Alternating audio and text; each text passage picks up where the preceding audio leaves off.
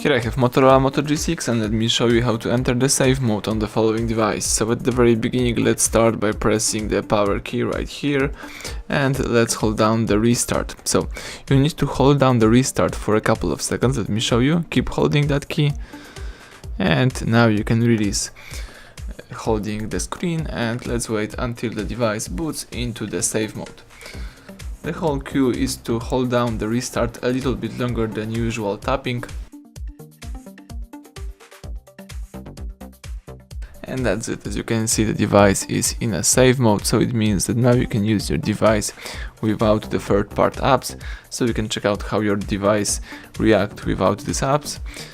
And if you would like to go back to normal mode, let's simply hold down power key and tap restart normally just by tapping and wait until the normal mode and the home screen pops up.